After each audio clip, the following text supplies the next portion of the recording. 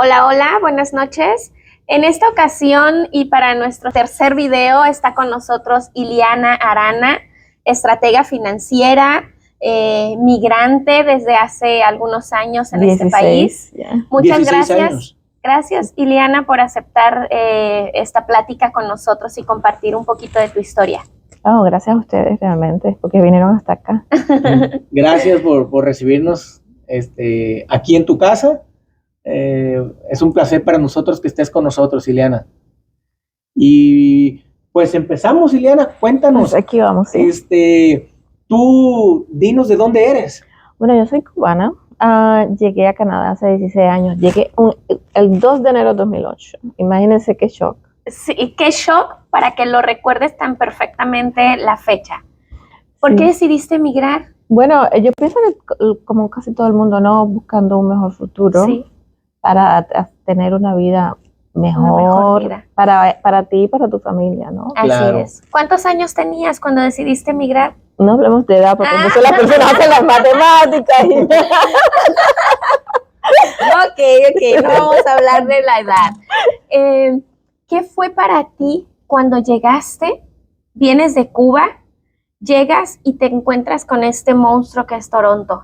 Imagínate que llegué de noche y había nevado. Y bueno, fue un enero peor. Yo creo que fue el peor enero que yo he estado. No sé si, porque la verdad que nevó mucho. Bastante. Y había nevado. Yo llegué, imagínate, de noche a aquella ciudad grande, llena de luces. Yo soy de Cienfuegos, que es una ciudad muy pequeña.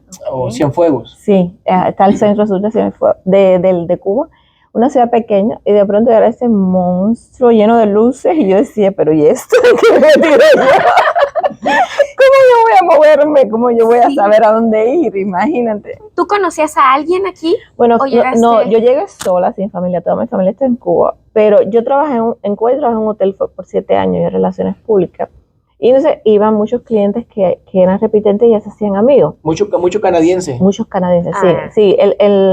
El mayor mercado de Cuba, sobre todo de la zona donde yo vivía, son los canadienses. Perdón que te interrumpa, Ileana, para hacer un breve comentario. Precisamente me decía mi profesora de inglés en la semana que el destino favorito de los canadienses es número 1 Cuba y número 2 México. Sí, sí. Por las playas, el calor, el clima tan rico que hay Y la en esos gente, lugares, porque ¿no? los cubanos son bien agradables y Sí, permiso, tú. Llevan la fiesta por dentro, ¿no? sí. Y tú los ves y a los 5 minutos son tus amigos ya. Sí, qué padre. Casi Sí. la mayoría, la gran parte de los latinos así somos, ¿verdad? Sí, Pero en especial los cubanos. sí. Y sobre todo, bueno, y no, es que además tenemos playa. Yo te digo esto, yo he viajado y todavía no he encontrado una playa mejor que la playa Varadero de Cuba. Varadero, tenemos que conocerla. Andamos buscando, hemos ido a México, hemos ido a Dominicana y No. todavía todo el mundo dice, la playa es linda, y cuando yo no. y aquí que te cuento, aquí dice todo el mundo, bueno, ve a esta playa, y cuando llegas está fría, no puedes entrar porque No, es cuando nosotros venimos de Manzanillo, que también es puerto en México, y la primera vez que iba a llevar a mis hijos a la playa aquí, les dije, chicos, pues es verano, vámonos a la playa, y llegamos y mis hijos así de, ajá, y las olas, y yo, bueno, es que es una playa sin olas, mamá, Es que y las palmeras, el lago, ¿verdad? y yo, bueno, es que es una playa sin palmeras. Y luego me dijeron, esto no es una playa, mamá. Les dije, bueno, realmente esto es un lago y muy frío, porque Sí, no nos podemos ese es el meter a este problema. lago. Costeños, mis hijos también, o sea, no los quieras engañar. No se acuerdan de su tierra. Sí. Oye, Ileana, ¿tú estudiaste algo en Cuba? Sí, realmente yo vine por el programa este que tiene el gobierno de Canadá, que es el Skilled Workers para profesionales. Y sí, yo en Cuba, yo terminé la universidad, hice un diplomado que es como un pre-master, y hice un máster En Cuba. en Cuba. Ok, una maestría en Cuba. En Cuba, sí, hice una maestría en Cuba. Era en dirección hotelera con especialidad en marketing. Pero yo precisamente por eso fue que pude venir por el programa, porque es para profesionales. ¿Venías con permiso? No, yo llegué aquí ya con mi residencia. A ver, ahí quiero, porque a la gente tiene muchas dudas y le gusta saber cómo emigraron las personas, que nosotros siempre hemos recomendado la migración informada y legal, que es lo mejor, ¿verdad?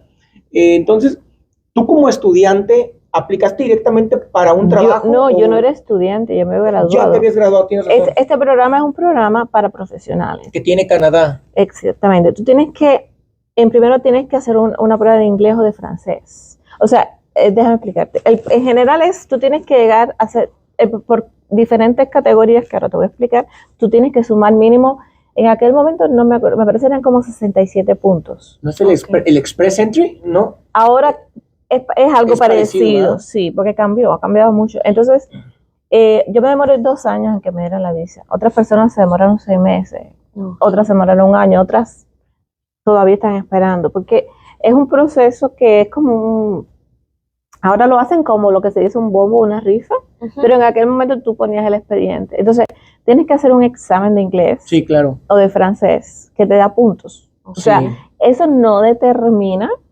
pero es la única variable en la que tú puedes influir.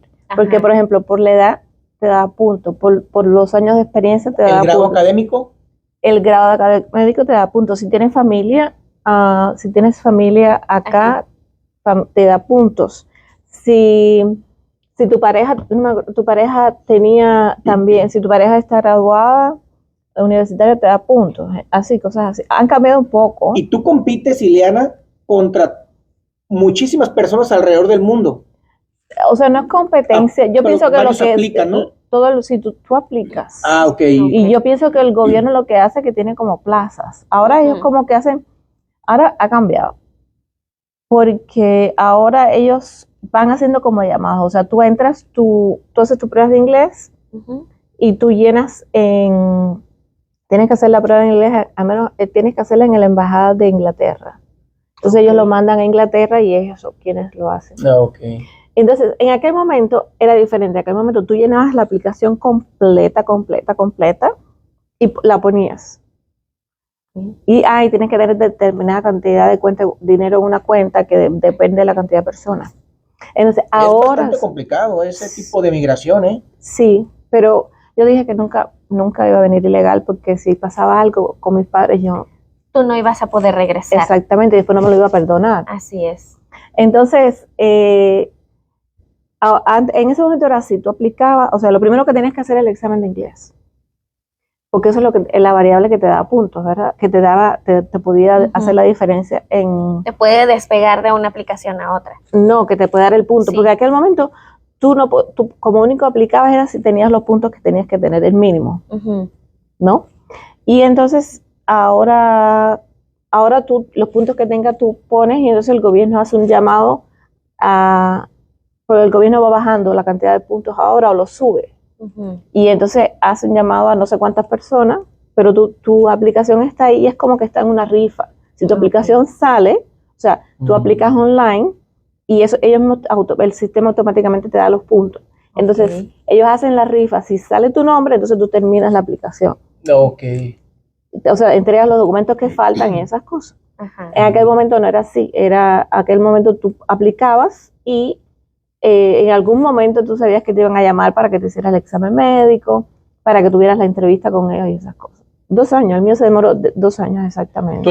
Desde que aplicaste, tú esperaste en Cuba 2 años a que te resolvieran. Sí, es una época que no se la deseo a nadie, porque estás como en un limbo, ¿no? Sí. No puedes hacer nada con tu vida porque tú tienes planes de irte. Ya estás emocionada, ya estás entusiasmada. Pero al mismo tiempo, mira, en aquel momento en Cuba tú no podías seguir trabajando, porque tenías que una vez que tú aplicabas, no podías seguir trabajando.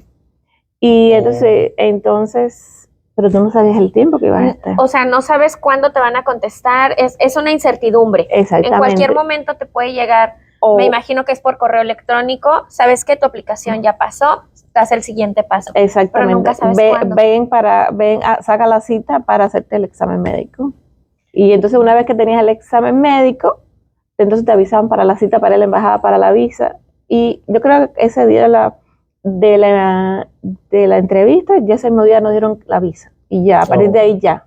Pero fueron 2 años. Unos 2 años de incertidumbre. No puedes hacer nada con tu vida, porque imagínate, Sí. no puedes hacer ningún plan permanente. No, o sea, no puedes trabajar porque legalmente no tienes permitido trabajar. Yo lo que hice fue, pedí mi baja pedí mi baja en el hotel que estaba. Ujú.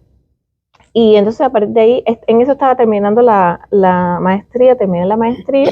Y entonces empecé a trabajar de profesora en un college, como un college, pero era como un trabajo part-time, o sea, a tiempo medio, que en aquel momento en Cuba yo nunca sabía lo que era.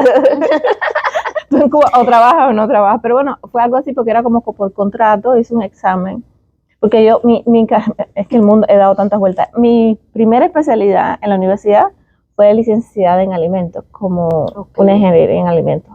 Entonces, lo que hice que en ese tiempo, después entré en el mundo hotelero, hice un diplomado en administración hotelera y después hice la maestría en dirección hotelera. Eres una persona muy preparada, Ileana. Muchas gracias. Es que me gusta estudiar, es algo que está en mí. Entonces, mientras que sea algo que me interese, por ejemplo, a mí nunca me gustó la física y nunca le presté mucha atención.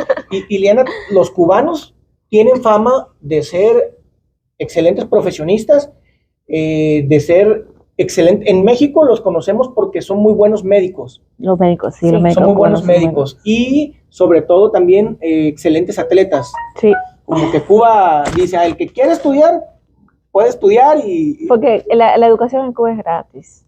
Es lo que me decía un cubano. ¿Hasta qué nivel? No, todo el nivel que toda la educación en Cuba es gratis. Mira, hasta un máster, varios máster que tienes tú. Y que me gusta. No, y además eso hice un montón de, en el medio, hice un montón de posgrados, que es que me gusta estudiar y yo lo sigo haciendo.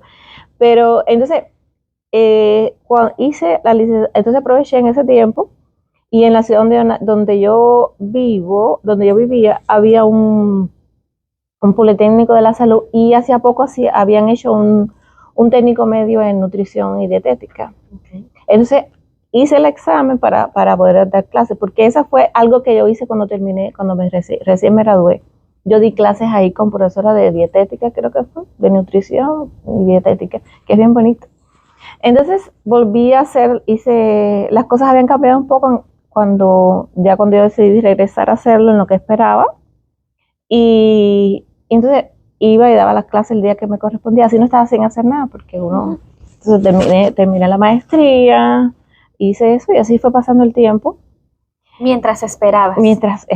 Que ya te digo, fue un tiempo un poco como que te sientes que estás perdiendo el tiempo, no puedes hacer nada con tu vida. Sí. Y dices, ¿me irán a hablar? ¿No me irán a hablar? No, es tremendo. Entonces lo otro es que necesitas una cuenta en Canadá. O sea, la puedes tener en Cuba, pero es un poco más complicado tener dinero en Cuba. Entonces, a esa hora tienes que depositar dinero, en un banco canadiense. El Royal Bank fue el que me ayudó en aquel momento y porque fue el único que me ayudó, me he mantenido leal a ellos. Entonces, todo lo tengo que ver con ellos, pero además siempre se han portado bien conmigo, han sido muy amables. Entonces, así era. Imagínense, en aquellos tiempos apenas había internet. Yo revisaba mi correo en el trabajo y después cuando dejé de trabajar en el otro trabajo y así era buscando, pero la internet que te cuento que era una lentitud.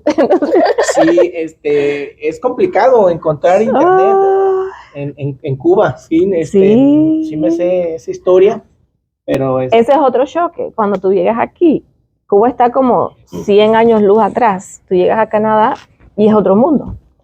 Sí. Y con todo eso en aquel momento todavía no estaba tan avanzada la tecnología como ahora. Yo me acuerdo, mira, ahora yo tengo mi teléfono, mi teléfono es un teléfono, me lo compré en cuanto vi que salió este modelo, porque así era mi primer teléfono cuando llegué a Canadá era un Motorola, de los como el StarTAC o un tipo así. Sí, y entonces como que me da nostalgia, en cuanto lo vi, me dio nostalgia. Está bonito ese teléfono. ¿Qué dices? Para recordar cuando llegué. Que no se me olviden mis inicios. Sé, me dio como que nostalgia y era tremendo. No tenía GPS, no tenía Yo llegué a casa de un amigo, un señor, al cual le agradezco mucho, Sebastián, que era un cliente que iba todos los años y todavía va al hotel y se pasa meses. ¿Él de dónde es? ¿Qué nacionalidad es? Es italiano, pero lleva muchos años acá. Sí. Entonces él te abrió las puertas de su casa. Sí, en ese invierno, porque él va 2 o 3 meses en el invierno, o sea, desde que yo empecé en el proceso, yo hablé con él, Sebastián, ¿qué puede pasar si mi familia lo conocía y todo? Mi mamá estaba muy preocupada. Hace unos años atrás, bueno, ahora ella está enferma, mi mamá tiene demencia, pero bueno, cuando todavía ella estaba, ella nunca me dijo esto, pero ella me dice que fue por todas las iglesias de la ciudad rezando para que yo no pudiera salir del país. Es que es un miedo que les da a las madres. Es que es normal. De no volverlos a ver. Es normal. Yo soy la más pequeña, yo viví con ellos hasta el día que yo salí de acá. Yo estuve alejada de ellos los 5 años que estudié en la universidad, de La Habana, que fui porque mi mamá era demasiado protectora. Entonces yo dije, no, yo necesito. Y una de las cosas que ella nunca se había opuesto era que yo estudiara.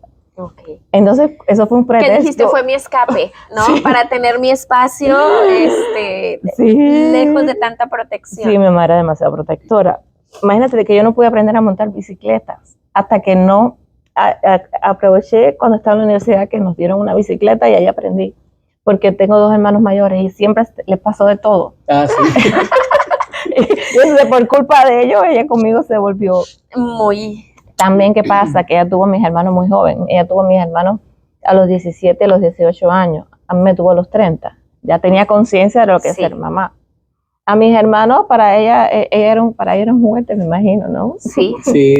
Y no, me imagino que no tiene uno en esa edad esa mentalidad como para decir, si hacen esto, les puede pasar esto y puede ser muy peligroso, ¿no? Y con el paso del tiempo, uno va madurando y va como tratando de prever lo que puede pasar si hacen. Sí, es que uno algo. Lo siente, ¿verdad? Así es. Cuando yo llegué, ahora yo pienso, a lo mejor sí porque yo, te lo juro así, yo sabía que llegaba sola a un país nuevo, pero nunca me puse a pensar que me iba a pasar esto, ni me iba a pasar lo otro. En un momento mi mente pensó, yo como me desviaba, porque yo tengo un mecanismo de defensa. Cuando yo tengo alguna preocupación o algo, yo me ocupo en cosas. Yo soy una gente muy pragmática. Yo digo que yo soy puro cerebro izquierdo. Por eso me gustan los números. Yo soy pragmática. A mí me gusta mucho leer y me gusta la historia, pero no me gusta, nunca he sido del bla, bla, bla y esas cosas. No, lo mío es el tema de los ensayos y esas cosas. Nunca ha sido mi preferencia. Entonces nunca, no. Yo tengo un problema y yo voy al plan A, al plan B y al plan C, pero no me pongo a estar pensando que sí. Esto que sí pasa, nunca lo pensé, la verdad. Ahora, después de pasar tantos años y las personas me dicen, pero ¿cómo tú lo hiciste? Yo no sé. Nunca lo pensé, la verdad que no pensé. Y desde que llegué empecé a ponerme metas. Llegué, Sebastián por suerte estuve en su casa por 3 meses. La verdad que se portó súper bien, le agradezco mucho. Inclusive él se fue para Cuba como el segundo mes que yo estaba acá. Y él me dejó sola, imagínate tú qué nivel de confianza. Sí, fíjate, Ileana, perdón que te interrumpa, con la gente que hemos platicado, muchos han sido recibidos por alguien, pues que no era su familiar, no era de bastante confianza, sí. Pero te abren las puertas, gracias a Dios, confían en ti, tú confías en ellos. Sí. No, él conocía a mi familia y todo, a mi sobrina. Cuando iba para allá. Sí, porque él iba y se pasaba meses. Además un señor ya mayor, una persona y muy respetuoso. Y no sé, él simplemente, no sé, alguien me lo puso en el camino, claro, y se lo agradezco mucho. Pero él vivía en Toronto. Entonces yo llegué y empecé a buscar trabajo. O sea, busqué trabajo en un banco, lo encontré, pero era algo temporal. Pero finalmente unas amistades me trajeron a Mississauga. Y había una tienda de Walmart que estaba recién abriendo. A mí y otro amigo que se murió hace un tiempo, que veníamos casualmente de la misma ciudad. Nos conocemos desde Cienfuegos. Y entonces encontramos trabajo ahí en ese Walmart, que esa es otra cosa. Ustedes saben la odisea de encontrar el primer trabajo en Canadá. Sí, es súper complicado. Encontrar el primer casa, encontrar el primer trabajo es, yo creo que lo más complicado a lo que te vas a enfrentar. Y es que todavía no tienes un círculo. No has tejido no tienes un círculo social de amistades, relaciones sociales, no las tienes. Exactamente. No, es que te piden experiencia canadiense. Y digo, pero ¿cómo vas a pedir experiencia canadiense si acabo de llegar a Canadá? Así es. Ese fue Walmart era de Customer Service Manager. Okay. Walmart estaba, imagínate tú que estaban construyéndola, está aquí en Mavis, Madison, la estaban construyendo.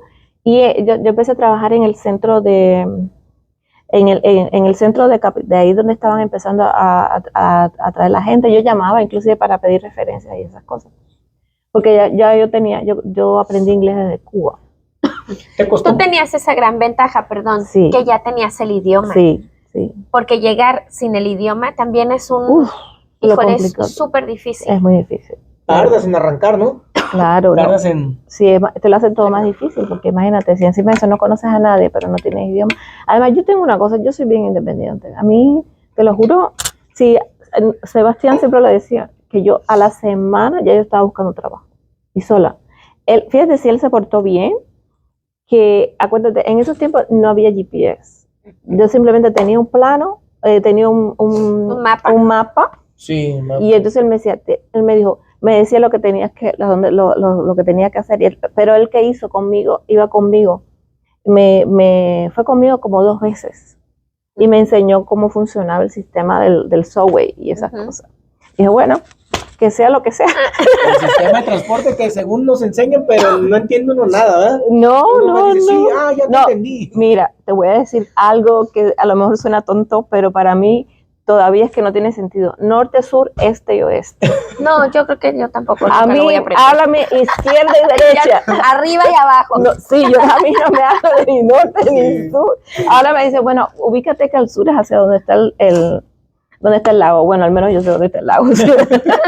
Y yo sé que el este es rumbo Toronto y oeste es rumbo Mississauga, pero eso para mí es complicado. Es complicado. Y a veces todavía yo me fajo con el GPS porque empieza Northwest. ¿Qué cosa? Dime izquierda, derecha. Nosotros tenemos 2 años aquí en Toronto y a veces vamos a agarrar el highway.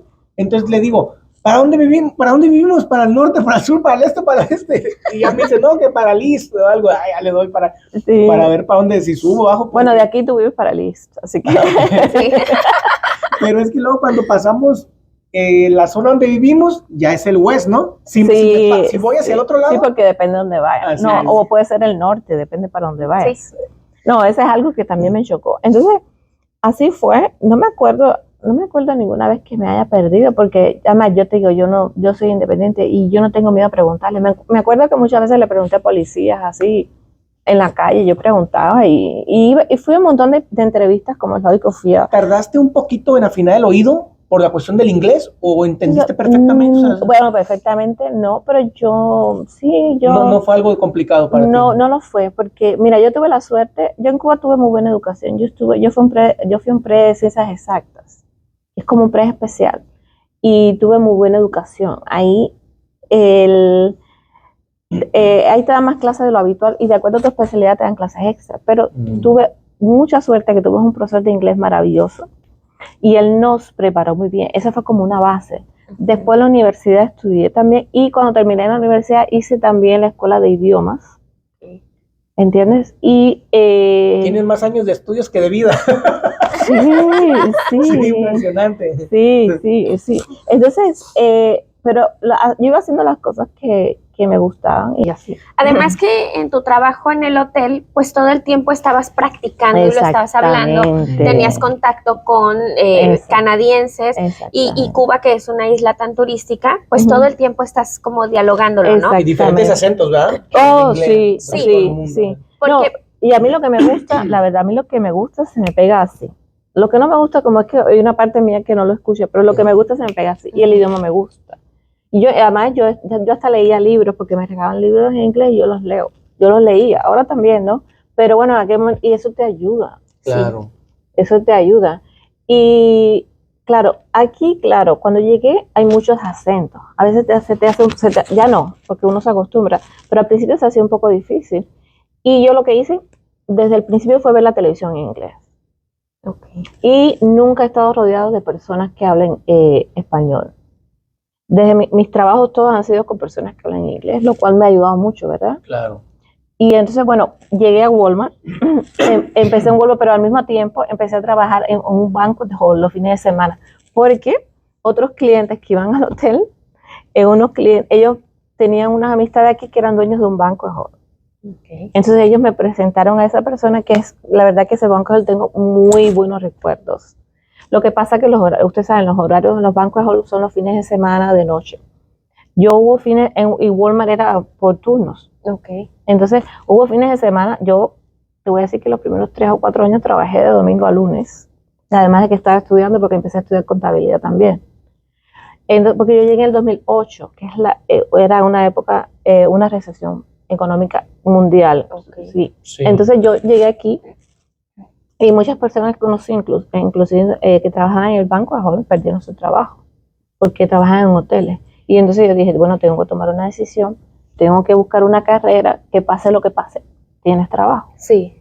Y un día, con una muchacha que trabajaba conmigo en Walmart, me contó que ella está estudiando contabilidad. Y dije, ¿tú sabes qué? Eso es buena idea. Porque a mí siempre me han gustado los números. Y yo dije, contabilidad es un trabajo, todo el mundo necesita contabilidad. Sí. Por muy pequeña que sea tu empresa o una persona física, pues necesitas un contador. Todo ¿no? el mundo lo necesita. Claro. Entonces dije, bueno, ¿por qué no? Y lo empecé a estudiar. Imagínate, yo tenía trabajo en Walmart, trabajo los fines de semana y estudiaba entre semanas.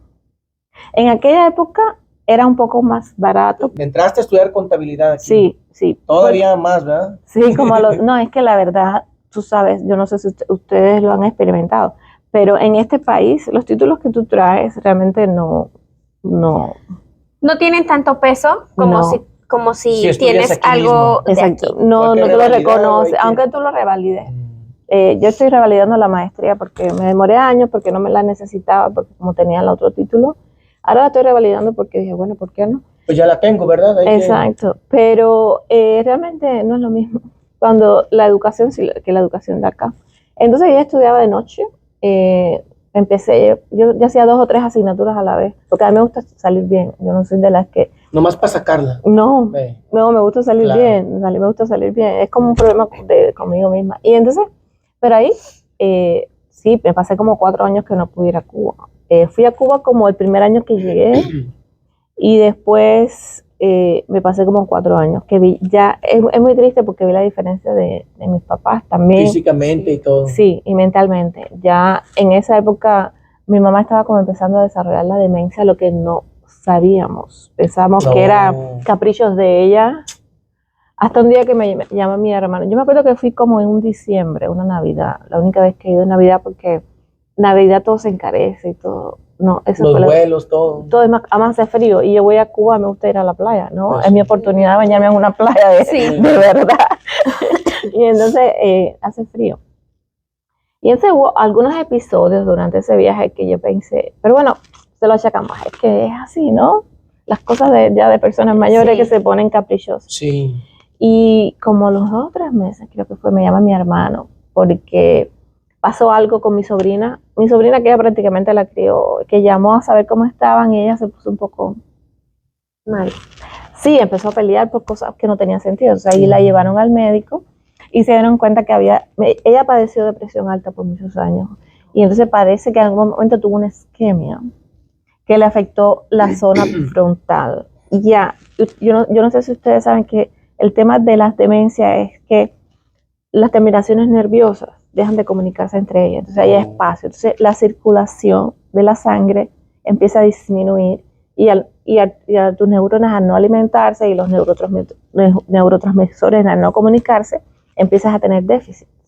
Okay. Entonces, en ese momento, ya cuando el médico lo ve, le ven el espacio en su región frontal y ya habían empezado los espacios, ya se le ve entonces a partir de ahí empezado bueno, es una historia triste porque ese es uno de los precios que uno paga cuando decides emigrar. Es un sacrificio y qué difícil, es una enfermedad muy dura, claro, y para las personas que lo rodean, ¿verdad? También, o sea, lo sufren bastante. Sí, y en el caso de mi mamá, en los 2 o 3 últimos años ella ha sido muy rápido, pero mira,